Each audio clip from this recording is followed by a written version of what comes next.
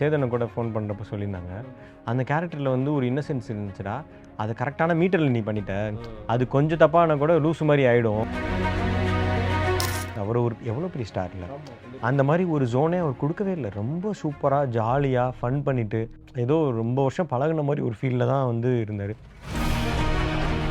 அவர் பயங்கரமான ஒரு versatile பர்ஃபார்மருங்க. Vikram sir எப்படி ஒரு வேரியேஷன் காமிக்கிறாரோ, கமல் சார் எப்படி இருக்காங்களோ அந்த மாதிரி தான் சுராஜ் சாரும். மிமிக்ரி பண்ணிட்டுருப்பாரு, பீட் பாக்ஸிங் பண்ணிட்டுருப்பாரு. ஓகே ரெடின்னா டக்குன்னு அங்கே போய் சீரியஸான சீக்வன்ஸில் பண்ண ஆரம்பிச்சிருவாரு. கிழங்கு எடுத்து வைக்கிற சீக்வன்ஸ்லையுமே பார்த்தீங்கன்னா, ஆனால் வெடிச்சிட போதுனே அப்படின்றப்ப, டேய் தள்ளி நில்றா அப்படின்னு, நீ தள்ளி நில்லு, நான் நின்னாலும் பரவாயில்ல, நீ தள்ளி நில்றா அப்படின்னு அவர் தான் அங்கே தண்ணி கொடுத்து என்னை காப்பாற்றிருப்பார். அவரை அடித்து சாய்க்க முடிகிற அளவுக்கு பலம் இல்லாட்டினாலும் தள்ளி விட்டு ஏதோ ஒன்று பண்ணுறதுக்காச்சும் அந்த பலம் இருக்குது. மனசில் வந்து இன்றைக்கும் அவர் அண்ணன் தான் பார்க்குற மாதிரி ஒரு கேரக்டர். வெங்கட் வந்து எத்தனை % உங்களோட ரியல் கேரக்டர்? வடிவேலுக்கும் எனக்கும் கூட கொஞ்சம் சம்மந்தம் இருக்குது. வெங்கட் வந்து எனக்கு சித்தால அந்த எமோஷனல் சீன் ஒன்று சொன்னீங்க, இப்போ இதுலேயுமே உங்களுக்கு எமோஷனல் இருக்கும். எனக்கு அதுதான் ரொம்ப ஸ்ட்ராங்காக வருதுன்னு நான் நம்புகிறேன். எமோஷ்னலி ஹார்ட் ஹிட்டிங்கான ஃபிலிம்ஸ் பண்ணணும்னு சொல்லிட்டு ரொம்ப ஆசையாக இருக்குது. நாங்கள் சித்தாவுக்குமே சரி, இந்த இது படத்துக்குமே சரி நிறைய ஒர்க் ஷாப்ஸ் பண்ணோம். அப்புறம் வெங்கட் எப்படி இருக்கீங்க? சூப்பராக இருக்கேன். எனக்கு ஆக்சுவலாக நான் உங்களை பார்த்து ப்ரிவியூலையுமே அதான் சொன்னேன்னு நினைக்கிறேன். சித்தாலையும் சரி, திவ்ய தீர சூறாலையும் சரி, உங்கள் மேலே ஒரு ரோல் கொடுக்கப்படுது. நீங்கள் ப்ரெஷரையும் ஹேண்டில் பண்ணணும், அதே நேரம் இவங்க கூட இருக்கணும், ஏன் தான் அண்ணன் இப்படி பண்ணுறாரு அப்படின்னு. எனக்கு அதுதான் ஒரு யோசனையாக இருந்தது. இங்கே வெங்கட் அப்படிங்கிற ஒரு ரோல் இருக்குல்ல, நம்ம எல்லா கேங்லேயும் இருக்க ஒருத்தன் தான், அதே அரைக்கை சட்டையை மடித்து விட்டுட்டு டக்கின் பண்ணிக்கிட்டு. வெங்கட் வந்து எத்தனை % உங்களோட ரியல் கேரக்டர்? இல்லை வெங்கட்டுக்கு எனக்கும் சம்மந்தம் இல்லை, லிட்ரலி சம்மந்தம் கிடையாது. எனக்கு வடிவேலுக்கும் எனக்கும் கூட கொஞ்சம் சம்மந்தம் இருக்குது. வெங்கட் வந்து எனக்கு ரொம்ப கம்மி தான் நினைக்கிறேன். என்னோட பர்சன்டேஜே இல்லைன்னு சொல்லிட முடியாது, கேரக்டர் ரைட்டிங்காக சொல்கிறேன். கொஞ்சம் தான் இருக்குது, அந்த இன்னசென்ஸ் மேபி இருக்கலாம்னு நினைக்கிறேன். மற்றது ட்ரைட்லாம் வந்து என்னோடது கிடையாது. அதை மெயின்டைன் பண்ணி எடுக்கிற கஷ்டம் தானே படுது. ஏன்னா ஒரு பக்கம் சித்தால அந்த எமோஷனல் சீன் ஒன்று சொன்னீங்க, இப்போ இதுலேயுமே உங்களுக்கு எமோஷனல் இருக்கும். எமோஷனல் நடிக்கிறதே கஷ்டம், அதுவும் அண்ணன் படம் வேறு. முதல்ல சொன்ன மாதிரி அவருக்கு இருக்க எக்ஸ்ட்ரா பிரச்சனை உரிமையாக நம்ம மேலே தான் போடுவேன். அது எவ்வளோ ஒரு டஃப்பான மூமெண்ட். எனக்கு அதுதான் ரொம்ப ஸ்ட்ராங்காக வருதுன்னு நான் நம்புகிறேன். Okay okay. எனக்கு அந்த மாதிரி எனக்கு இன்னுமே வந்து எமோஷ்னலி ஹார்ட் ஹிட்டிங்கான ஃபிலிம்ஸ் பண்ணணும்னு சொல்லிட்டு ரொம்ப ஆசையாக இருக்குது. மேபி அது எனக்கு ரொம்ப நல்லா வருதுன்னு அனுபவம் இல்லைண்ணே, நம்ம அவ்வளோ அதனாலயா என்னன்னு சொல்லிட்டு தெரியல. மேபி அது எனக்கு இன்னும் நல்லா நிறைய பண்ணணும், அதை பற்றி இன்னும் எக்ஸ்ப்ளோர் பண்ணணும் அப்படின்னு சொல்லிட்டு எனக்கு தோணுது. அதுக்குள்ளேயே எப்படி வேரியேஷன் காமிக்கலாம் அந்த மாதிரிலாம் பண்ணணும்னு சொல்லிட்டு தோணுது. ஒரு பக்கம் வெங்கட்டை வந்து கிளைமேக்ஸில் தண்ணி எடுத்துகிட்டு வரேன்னு வருவார் ஐயா. அதுக்கப்புறம் இங்கே ஒரு மிகப்பெரிய மதுரை வீரன் தானே சொல்லி கலவரம் நடக்கும். ஒரு மீன் பார்த்துருப்போம், ஒரு குழந்தைய வச்சு அப்பா கொஞ்சிட்டு இருப்பார் ஸ்விம்மிங் பூல்ல, இன்னொரு சைல்டு ஒன்று தத்தளிச்சிட்டு இருக்கும், கீழே பார்த்தா எலும்பு கூட இருக்கும் பார்த்துருக்கேன். அது மாதிரி மேன்வேல் சியான் சார் இங்கே போட்டு எல்லாரும் பிளாஸ்ட் பண்ணிருப்பாரு, ஆடியன்ஸ் எல்லாம் கொண்டாடி மதுரை வீரன் மேன்வேல் வெங்கட் வயல் அப்படின்னு பார்த்தா அவர் தண்ணிக்கு தவிச்சிட்டு இருப்பாரு. அடுத்து ஒரு மலை ஒன்று வரும், அந்த மலையில் இருக்க தண்ணி குடிச்சிட்டு வெங்கட் வந்து ரிவெஞ்ச் எடுக்கிற கதை இருக்கா? இந்த கதையெல்லாம் கேட்குறதுக்கு எனக்கு ரொம்ப சந்தோஷமாக தான் இருக்குது. ஓகே நல்லா தான் இருக்குது, ஆனால் அப்படி அவங்க எழுதுனா நல்லா தான் இருக்கும். ஆனால் இப்போ வரைக்கும் தெரியல, எனக்கும் உங்களை மாதிரி தெரியல. உங்களுக்கு எப்படி பிரதர்? அது உங்களுக்கு என்ன ரோல்? ஆக்சுவலாக வெங்கட் இல்லை அப்படின்னா அந்த படத்தில் வேறு என்ன ரோல் உங்களுக்கு ஆப்டாக இருந்தது, உங்களுக்கு பிடிச்ச ரோல்? வெங்கட்டாக இருக்கும்போதே இந்த ரோல் நல்லா தானே பாருக்கு, இது நான் பண்ணிக்கலாம் அப்படின்னு நினச்சது என்ன? எனக்கு அப்படி எதுவும் தோணலைங்க. எனக்கு அது எப்படி எனக்கு கட்டுன்னு கேட்டால் அப்படி எதுவும் சொல்ல தோணல. ஏன்னா அதில் பார்த்தீங்கன்னா முழுக்க ஒரு பக்கம் உங்கள் பெரியப்பா, ஒரு பக்கம் அண்ணே பெரியப்பா சொல்லிட்டாருண்ணே, இன்னொரு பக்கம் சூரஜ் அவர் உங்கள் பக்கம் அண்ணன், இன்னொரு பக்கம் இவர் உங்களை இன்ஸ்பயர் பண்ணவர், இவருக்கு நீங்கள் விசுவாசமாகவும் இருக்கீங்க. இதை டேக்கிள் பண்ணுறது ஒரு ஆக்டிங். என்ன தான் வந்து ஸ்கிரிப்டில் சொன்னாலும் ரைட்டிங்கில் சொன்னாலும் நடிச்சே காட்டினாலும் இதை ரியலில் எடுத்துகிட்டு வர்றதுக்கு ஒரு உணர்வு வேணும். விசுவாசிங்கிறது இருக்கணும், பெரியப்பாவும் வேணும், அண்ணன் வேணும். அதை எங்கேருந்து முதல்ல எடுத்துகிட்டு வந்தீங்க? அது ஃபஸ்ட்டு அண்ணன் வந்து நடித்து காமிக்கவே மாட்டாங்க, இப்படி பண்ணணும் அப்படின்னு சொல்லிட்டு தான் சொல்லுவாங்க. அண்ட் அதுக்கு தேவையான இன்புட்ஸ் தான் கொடுப்பாங்க. நீ இந்த மாதிரி கோத்ரூ பண்ணியிருக்க, இது இந்த மாதிரி இந்த கேரக்டர்கிட்ட இப்படி தான் பண்ணணும் அப்படின்னு நடித்து காமிக்க மாட்டாங்க, இன்புட்ஸ் மட்டும் தான் கொடுப்பாங்க. அண்ட் இந்த இதுக்கு நாங்கள் சித்தாவுக்குமே சரி, இந்த இது படத்துக்குமே சரி நிறைய ஒர்க் ஷாப்ஸ் பண்ணோம். சித்தாக்கு ரொம்ப இன்டென்சிவாக பண்ணோம். படத்துக்கு முன்னாடியே வந்து ஒரு 2 monthsலாம் பண்ணோம். இந்த படத்துக்கும் கொஞ்சம் நாள் பண்ணோம் நாங்கள். ரிஹர்சல்ஸ், கேரக்டரைசேஷன்ஸ், இந்த கேரக்டரை எப்படி அண்டர்ஸ்டாண்ட் பண்ணிக்கிறது, ஒவ்வொரு கேரக்டருக்கும் உள்ள பாண்ட் எப்படி, ஒரு கேரக்டர் இன்னொரு கேரக்டரை எப்படி கன்சீவ் பண்ணுது, எப்படி பார்க்குது, எப்போ இந்த கேரக்டர் மாறுது, எப்போ மாறும், எப்போ மாறவே மாறாது, அந்த மாதிரி கேரக்டரைசேஷன்ஸ்லாம் முன்னாடியே பண்ணது வந்து எங்களுக்கு ரொம்ப ஹெல்ப்ஃபுல்லாக இருந்துச்சு. எனக்கு பேசிக்கலாக ரொம்ப ஹெல்ப்ஃபுல்லாக இருந்துச்சு. அதனால் வந்து இதை பண்ணுறது கொஞ்சம் ஈஸின்னு சொல்ல முடியாது, இதை வந்து கன்சீவ் பண்ணது வந்து கொஞ்சம் பெட்டராக இருந்துச்சு. எனக்கு பிரதர் நான் சிரிக்கிறேன் தப்பா எடுத்துக்கிறேன். எனக்கு அந்த படத்துல அது ஒரு ரொம்ப டென்ஷனான சீன் தான். அத இப்ப இன்டர்வியூல பேசும்போது எனக்கு ஒரு நல்ல சிரிப்பு வர மாரி மொமெண்ட்டா இருக்கு. அந்த போலீஸ்கார்ட்ட நீங்க மாட்டிப்பீங்க. கிளைமேக்ஸ்ல. எங்க இருந்த?" "சார் சும்மா ஃபோன் வீட்ல சார்ஜ் போட்டேன்." என்ன இது? கீழ விழுந்துட்டேன்." எல்லா திருவிழாலயும் இது மாரியான ஒரு மொமெண்ட் போலீஸுக்கும் அந்த திருவிழால கலவரம் பண்ற யாராவது ஒரு ஆளுக்கு சண்டை போடுறவங்களுக்கு நடக்கும். அத கொண்டு வர்றதே வந்து ரியல் லைஃப் மாரி தான் இருக்குது. அது மாரிலாம் இது மாரி உங்களுக்கு நடந்திருக்கா? போலீஸ்ட்ட ஏதாவது பதில் சொன்ன விஷயம் இல்ல. நடந்திருக்கா? அந்த மாரிலாம் இது ரொம்ப ஃப்ரெஷ்ஷான ஒரு ஆமா. மொமெண்ட். இது அதான் சொன்னேனே. இது வெங்கட் கேரக்டருக்கு வந்து எனக்கு ரொம்ப கம்மி தான் தொடர்பு. அதனால எல்லாமே இது எக்ஸ்ப்ளோர் எனக்கு இந்த மாரி நம்ம ரியல் லைஃப் இல்லாம வேற கேரக்டர் எக்ஸ்ப்ளோர் பண்றது வந்து ரொம்ப சுவாரஸ்யமா இருக்குது. அ நம்ம போய் எந்த கொலை பண்ணோமா, இல்ல போலீஸ் ஸ்டேஷன் போனோமா அதெல்லாம் இல்ல. ஆனா இந்த மாரி போறது, அத பத்தி எக்ஸ்ப்ளோர் பண்றது ரொம்ப நல்லா இருக்குது எனக்கு. ஏன்னா, இத ஏன் நான் அடிக்கடி இத எப்படி பண்ணீங்க? இதுக்கு என்ன பண்ணீங்கன்னு கேட்கிறேன்னா, உங்களுக்கு ஒரே டைமென்ஷன் கிடையாது. நீங்க ஒரு இடத்துல மாறிக்கிட்டே இருக்கணும். நான் இது வார்த்தையும் தப்பா தான் இருக்கும். ஆனா, அதான் நான் பிரயோகப்படுத்த வேற வார்த்தை தெர்ல. நீங்க ஆர்வ கோளாறுங்கிறத காட்டணும். லைக் வந்து அந்த கிழங்கு விஷயத்துலலாம் அத பண்ணிருவோம். ஆர்வ கோளாறுன்னு அங்க காட்டணும். இந்த ஆர்வ கோளாறு லிட்டரலா கபாலி படத்துல அட்டகத்தி தினேஷ் அவர் காட்டுவாரு. அந்த ரஜினி சார் வந்து, "நீ என் கூட வந்துக்கப்படணும்னு" போயிட்டு கதவு தொறக்குது. ஃபோன் தள்ளி ஒரு ஒரு கட்டத்துல அவர் முறைச்சோனே அமைதியாயிடுவார். அப்ப அந்த ஆர்வ கோளாறு எங்க நம்மள வந்து லைட்டா கடுப்பாக்குதுன்னு, அந்த ஒரு ஆக்டிங் நம்ம குடுத்தே ஆகணும்ல. அந்த கிழங்கு விஷயத்துல. அதுக்கப்புறம் போய் சம்மந்தமே இல்லாம தண்ணி புடிச்சிட்டு வந்துருவானே அப்படின்றது. திடீர்னு காக்கா வெடிப்பு வந்து அந்த ஒரு சீனே ஸ்பாயில் ஆகுற மாரியான விஷயம்லாம். அது உங்களுக்கு தோணுச்சா? நம்ம ரொம்ப டென்ஷன் குடுக்குறோம் அப்படிங்கிற மாரி? இல்ல அதுதான் கதையில இருக்குது. ம். ஆனா, இப்போ அத வந்து எப்படி சொல்லியிருந்தாங்கன்னா, சேதன கூட ஃபோன் பண்றப்ப சொல்லியிருந்தாங்க. ம். அந்த கேரக்டர்ல வந்து ஒரு இன்னசென்ஸ் இருந்துச்சுடா. அத கரெக்ட்டான மீட்டர்ல நீ பண்ணிட்ட. ம். அது ம். கொஞ்சம் தப்பானா கூட லூசு மாரி ஆயிடும். ம். ரொம்ப இரிட்டேட் பண்ணிரும். ஆனா, அது அது ஆகாம அத கரெக்ட்டா மட்டும் அந்த மீட்டர்ல பண்ணிட்ட.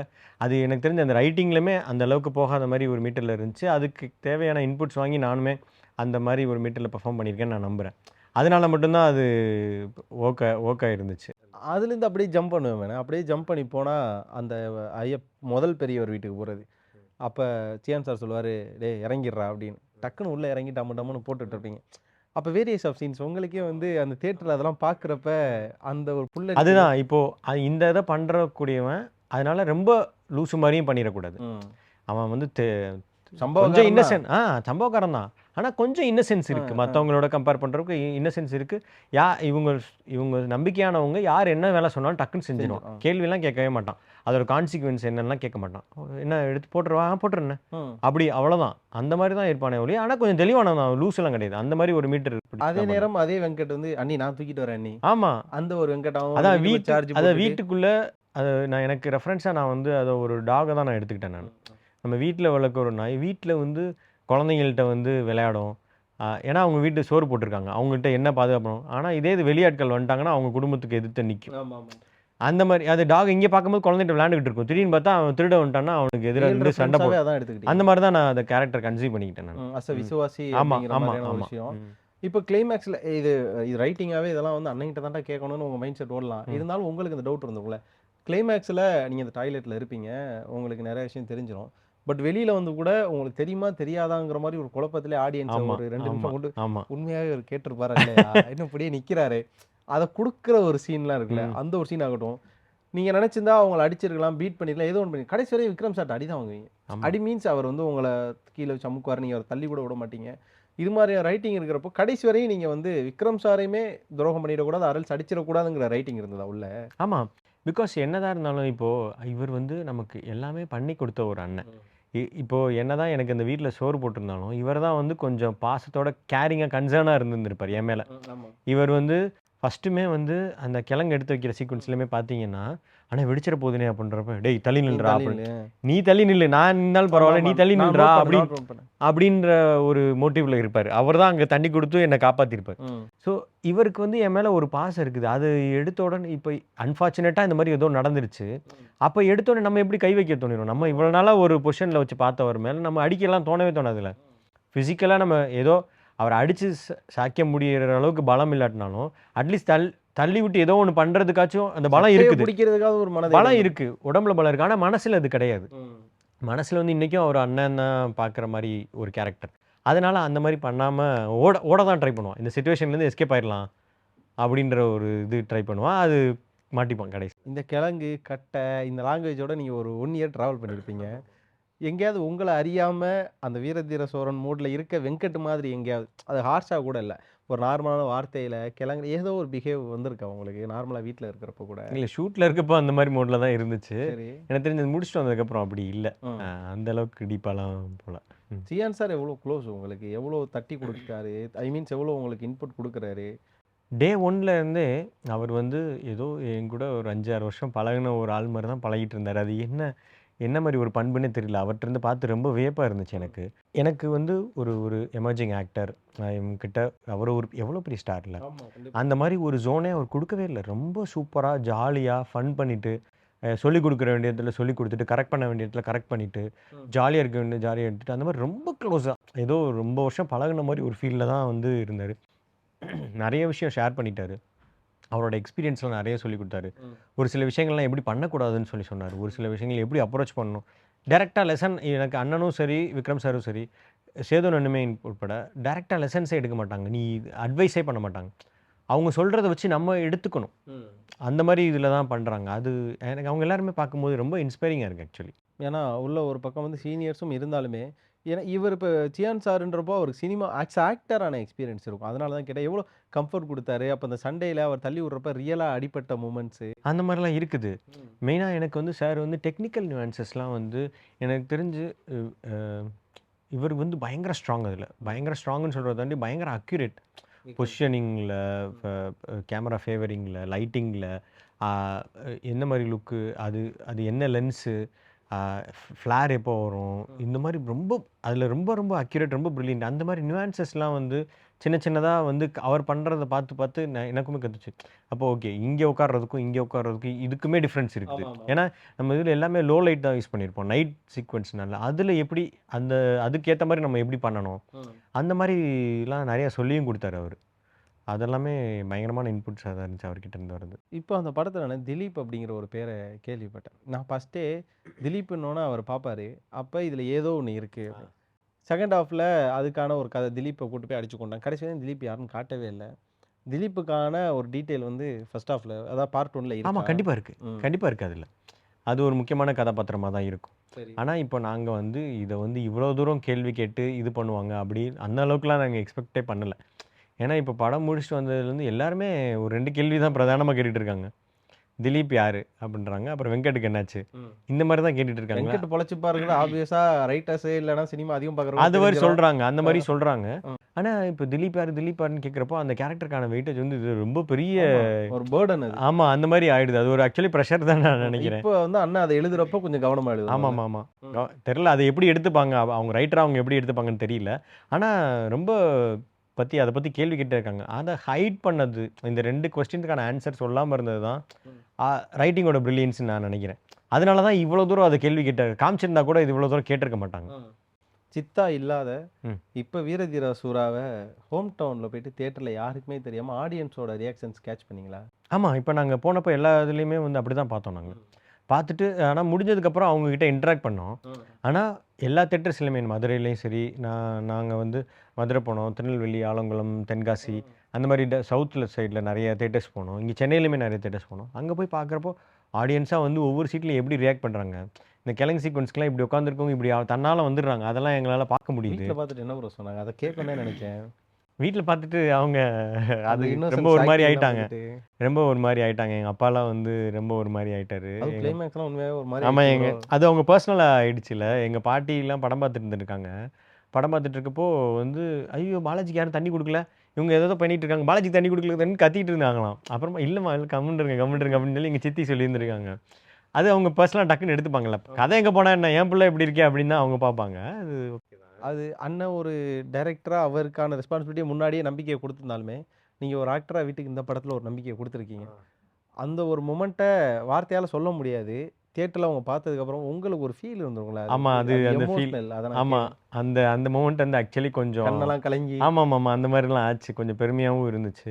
சரி ஓகே நம்மள வந்து இப்ப தான் நம்ப ஆரம்பிக்கிறாங்க. வெளியில ரெகக்னைஸ் பண்றாங்க அதெல்லாம் தாண்டி, வீட்ல வந்து கொஞ்சம் நம்ப ஆரம்பிக்கிறாங்க. சரி ஓகே அவன் தேறிருவான் அப்படின்னு சொல்லிட்டு ஒரு நம்பிக்கை கிடைக்கிற மொமெண்ட் வந்து பெரிய மொமெண்ட் தான் ஆக்சுவலி. ஏன்னா, அதுக்கு முன்னாடி அது கோ த்ரூ பண்ணதோட அதுலேருந்து இது வரைக்கும் இப்போ உங்களுக்கு புரியுதுன்னு நெனைக்கிறேன். எனக்கு இந்த புரியுது, இந்த புரியுது. ஜெர்சி நல்லா நல்லா எனக்கு அப்சர்வ் ஆகுது. நானி மொமெண்ட் மாரி தான் ஆமாமா. இருக்குது. அந்த ஜெர்சில ட்ரெய்லரு அந்த மாரி தான். டடடன் டன் அந்த ம். மாரி.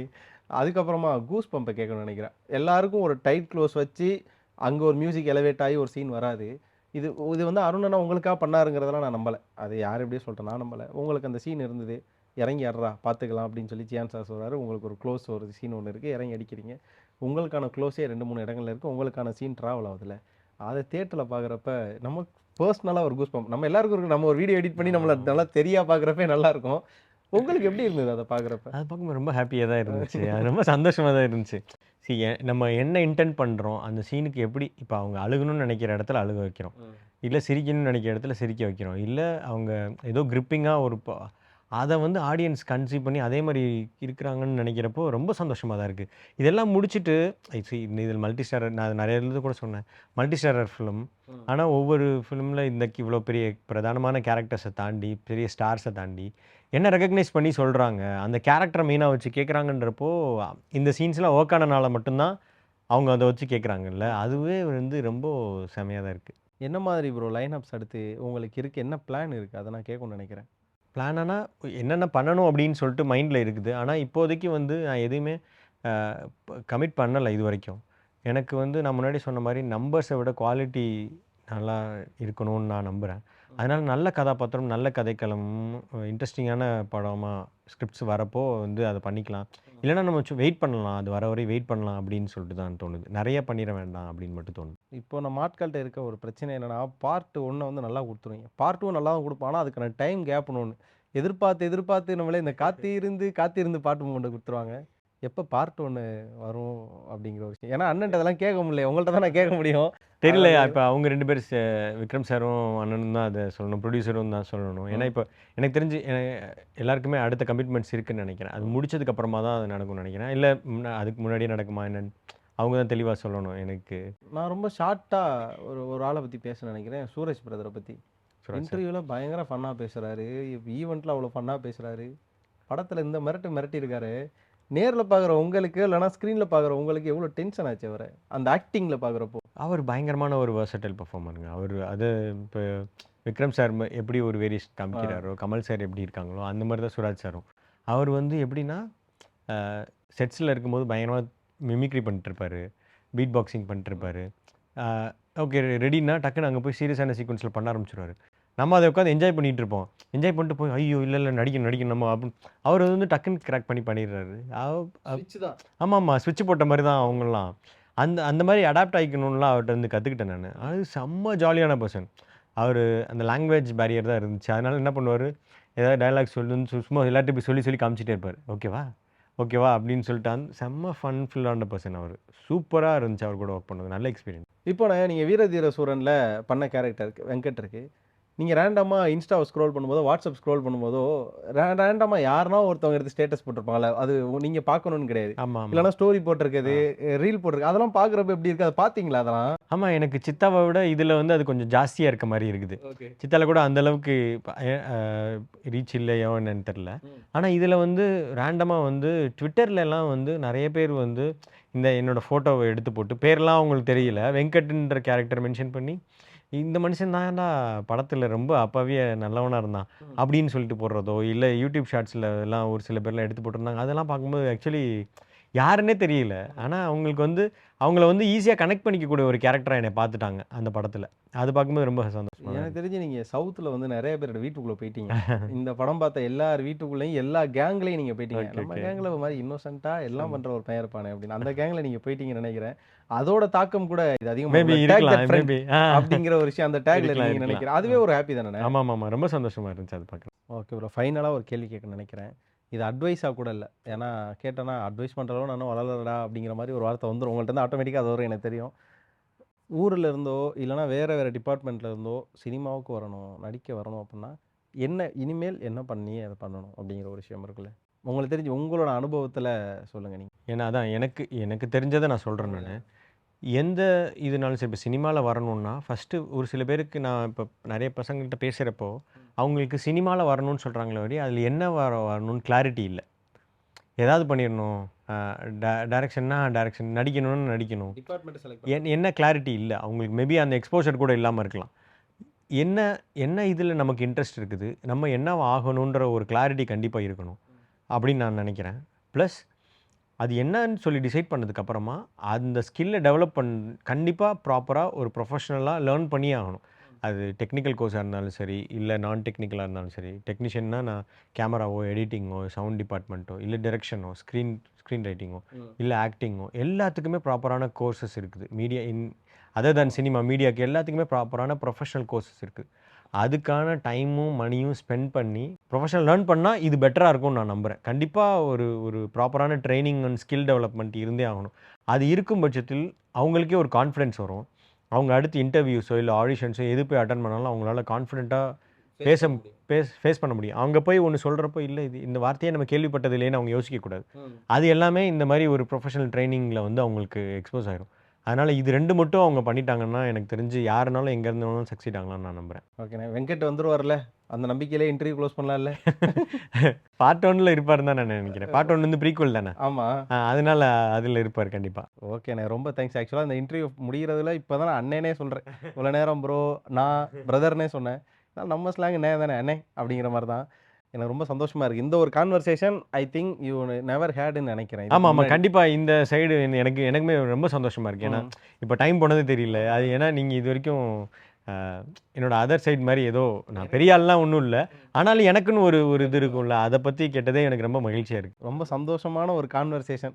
கொஞ்சம் டைம் ஆனாலுமே ரொம்ப சாட்டிஸ்ஃபைடான ஒரு கான்வர்சேஷன். உங்களோட டைம்க்கு ரொம்ப நன்றி. நெறைய ப்ராஜெக்ட் பண்ணுங்க. நீங்க சொன்ன மாரி நம்பர்ஸ் வேணாம். செலக்டிவா நெறைய ப்ராஜெக்ட்ஸ் பண்ணுங்க. எப்போதும் எங்களோட ஒரு ஆள் நெக்ஸ்ட் டோர் பாயா இருக்கீங்களே, எப்போதும் அது மாரியான ஒரு ஆளா இருங்க. நீங்க வளர்ந்து வர்றதுக்கு எங்களோட வாழ்த்துக்கள் எப்போதுமே இருக்கணும். ரொம்ப நன்றி. கண்டிப்பா. ரொம்ப சந்தோஷம், மகிழ்ச்சி. என்ன இங்க இன்வைட் பண்ணதுக்கு ரொம்ப சந்தோஷம். ஓகே. நன்றிண்ணே. Thank you bye. Thank you so much. Thanks.